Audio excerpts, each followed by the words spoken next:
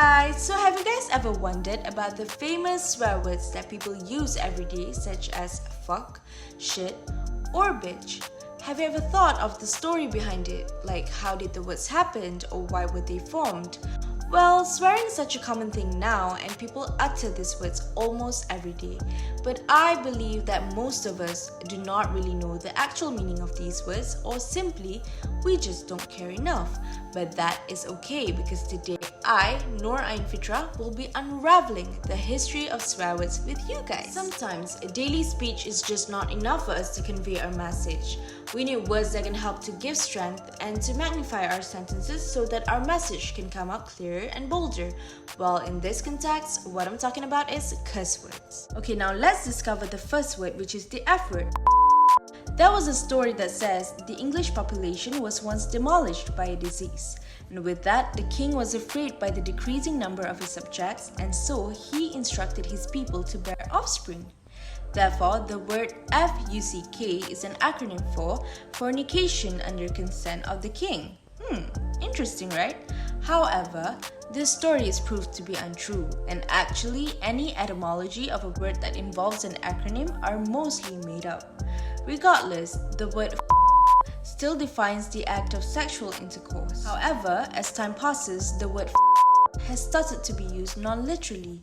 Besides defining the act of sexual intercourse, can also be used to deliver extreme concern and to intensify your message. For example, in the sentence, You're a fucking idiot, would mean that you are really stupid. So in this context intensifies your message to tell somebody that they are very, very stupid.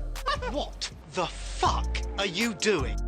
Next, let's talk about the word that comes out from our mouth whenever we are in trouble. As all of you know, the word means poop or to poop, and it was derived from Old English from the word sit or sight, which meant diarrhea or bassiton. Bassiton means to cover with excrement.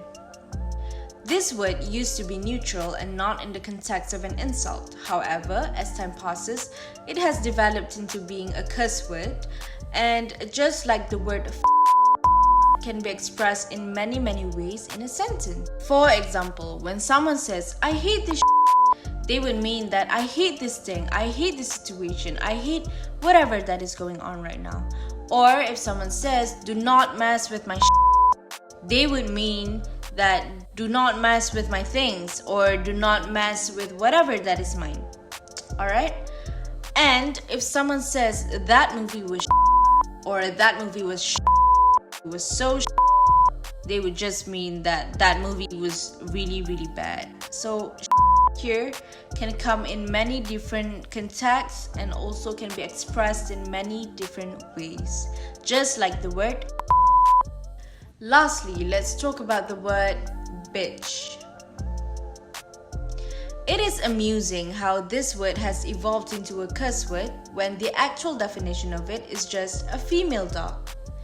And as this word becomes a curse word, it would refer to how society defines an unpleasant woman. In my opinion, calling someone a usually directed towards girls are one of the most disrespectful things to do. However, in our modern day now, the word gives a lot more definitions. Back then, used to only refer for disrespectful things, but today it even holds a positive meaning to it. And the best part is that today the word has no gender. For example, in the sentences, does not mean anything bad.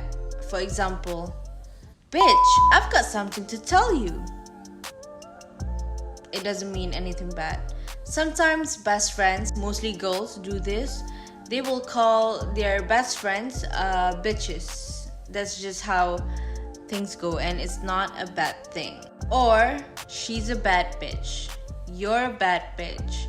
Bad bitch here refers to a bold character, and if someone ever calls you a bad bitch, that would mean that you are outstanding, you are attractive, you radiate good energy, you have positive vibes, you have crazy vibes, so you are a bad bitch.